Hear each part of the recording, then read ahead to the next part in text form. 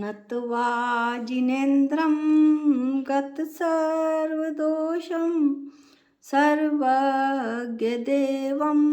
हितदर्शकं च श्रीजैनसिद्धान्तप्रवेशिकेयं विरचते स्वल्पधियां हिताय। श्री जैन सिद्धांत प्रवेशिका का अध्ययन करते हुए हम आज कुछ और प्रश्नों की चर्चा करेंगे। इसमें से आज का पहला प्रश्न है, कषाय और नो कषाय किसे कहते हैं? कषाय मिथ्यात्व तथा क्रोध, मान, माया, लोभ रूप आत्मा की अशुद्ध परिणति को कषाय कहते हैं। एक और परिभाषा भी सुनिए, जो आत्मा को कसे और दुख देकर जाए वो कषाय है। नो कषाय हास्य, रति, अरति, शोक, भय, जुगुप्सा, स्त्री वेद, पुरुष वेद, नपुंसक वेद रूप आत्मा की जो अशुद्ध परिणति होती है उसे नो कषाय कहते हैं। ये गिनती में भी नो है, इसलिए हमें जब शुरू में हमने पढ़ा तो हमें ये भ्रम हो गया था कि ये नो होने से इन्हें नो कषाय कहते हैं, पर ऐसा नहीं है। नो कषाय का मतलब कि इन कषायों की तीव्रता का कम होना। योग किसे कहते हैं? मन, वचन, काय के अवलंबन से आत्म प्रदेशों के परिस्पंदन को योग कहते हैं। नवदेव अगला प्रश्न है, नवदेव कौन होते हैं? अरहंत, सिद्ध, आचार्य, उपाध्याय, साधु, जिन धर्म, जिन वचन, जिन प्रतिमा और जिन मंदिर, ये नवदेव होते हैं। इसके बाद अगला प्रश्न है, मंगल, ओम, श्री, एम स्वास्तिक, इनसे क्या तात्पर्य है? अब हम इनका एक एक करके वर्णन करेंगे और साथ में इनके अनुसार बने हुए चित्रों को भी देखेंगे। सबसे पहला प्रश्न है, मंगल से आप क्या समझते हैं? मंगल जो पापों को गलाए और पवित्रता को लाए, ऐसा सम्यक दर्शन ज्ञान चारित्र मंगल है। अब हम मंगल को एक दूसरी तरह से समझेंगे कि पाप मिथ्या दर्शन ज्ञान चरित्र को गलाए और पवित्रता सम्यक दर्शन ज्ञान चरित्र को लाए। अब हम मंगल का संधि विच्छेद करते हैं। मैं आपको पिक दिखाते हुए संधि विच्छेद करा हुआ दिखाऊंगी ताकि आपको समझ में आ जाए।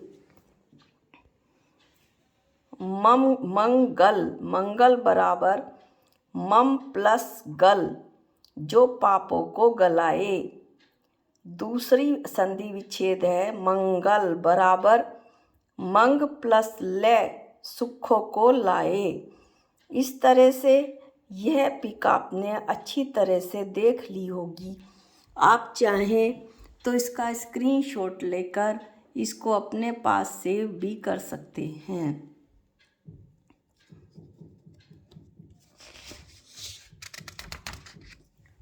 अगला प्रश्न है, ओम। ओम से क्या तात्पर्य है? ओम शुद्ध आत्मा, तीर्थंकर, केवली भगवान की जो दिव्य ध्वनि समय शरण में निकलती है वो ओमकार के रूप में ही निकलती है। ओम जो होते हैं वो पंच परमेष्टि भी होते हैं। अब ओम में पंच परमेष्टि कैसे आते हैं यह भी हमें संधि विच्छेद से जानना पड़ेगा। एक इसमें आपको पिक दिखाई दे रही है। ओम की में संधि विच्छेद करते हुए आ प्लस आ बराबर आ माने अरहंत, आ माने आशरीरी यानी सिद्ध भगवान, बराबर हुआ आ प्लस आचार्य बराबर आ प्लस आ बराबर आ प्लस उपाध्याय। उपाध्याय का ऊ लेने पर आ प्लस ऊ बराबर ओ। ओ प्लस मुनि, मुनि का म लेने पर ओ प्लस म बराबर ओम। इस तरह से ये पिक आपको बिल्कुल साफ नज़र आ रही होगी। स्क्रीनशॉट लेकर आप इसको हमेशा के लिए अपने पास सेव कर सकते हैं।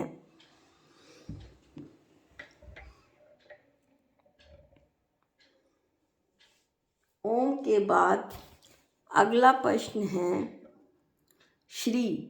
श्री से क्या तात्पर्य है? केवल ज्ञान रूपी जो आत्म लक्ष्मी होती है वो श्री कहलाती है। अब अगला प्रश्न है स्वास्तिक, जिसे साथियाँ भी बोलते हैं। चार गति रूप संसार भ्रमण को नष्ट करने वाले अनंत चतुष्टय, अनंत दर्शन, अनंत ज्ञान, अनंत सुख और अनंत वीर्य प्राप्त कराने वाला ऐसा स्वास्तिक साथिया। अब हम पहले क्वेश्चंस की तरह ही इसे भी एक चित्र की सहायता से समझेंगे ताकि आपको इसमें छिपे हुए रहस्यों का अच्छी तरह से पता लग जाए।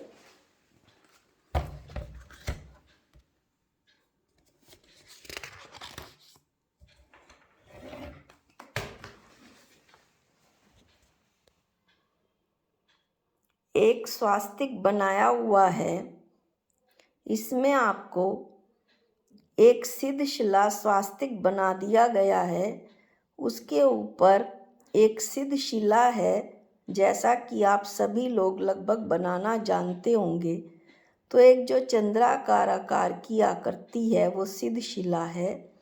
उसके ऊपर जो एक बिंदु रखा हुआ है वो सिद्ध भगवान का प्रतीक है। इस सिद्ध शिला के नीचे 3 बिंदु लगाए जाते हैं जो सम्यक दर्शन, सम्यक ज्ञान, सम्यक चारित्र यानी रत्नत्रय के प्रतीक होते हैं।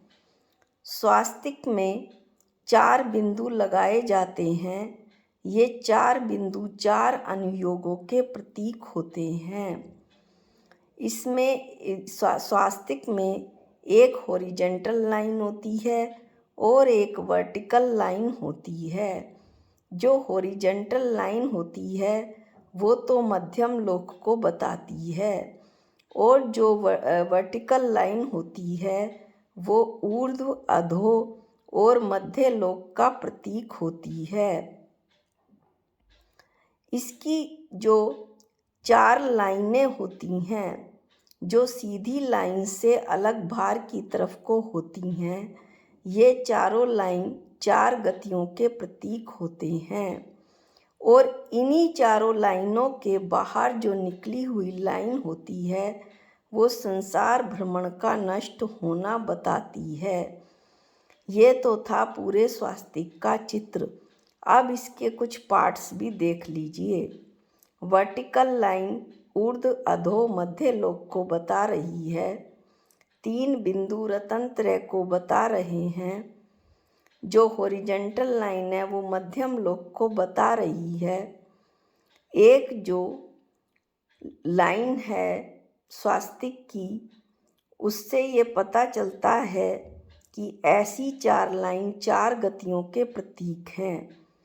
इसी लाइन में से एक ऊपर को जो लाइन निकलती है वो संसार भ्रमण को नष्ट होना बताती है। मेरे को लगता है कि अब आपको स्वास्तिक अच्छी तरह से समझ में आ गया होगा। इसका स्क्रीनशॉट लेने पर और 2-3 बार सुनने पर यह आपको और अच्छी तरह समझ में आ जाएगा।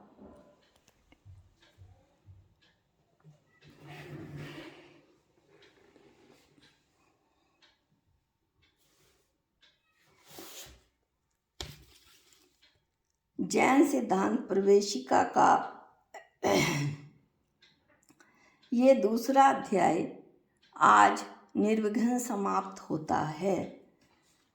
कल से हम तीसरे अध्याय का वर्णन करेंगे, जिसमें जीव और उसके साथ लगे हुए बंध और वो कौन कौन से हैं वे बताए जाएंगे और उनके सारे भेद और प्रभेदों का वर्णन किया जाएगा। इस तरह से इस वाले अध्याय में 148 कर्म प्रकृतियाँ आएंगी। 8 कर्मों के 148 भेदों का वर्णन आएगा।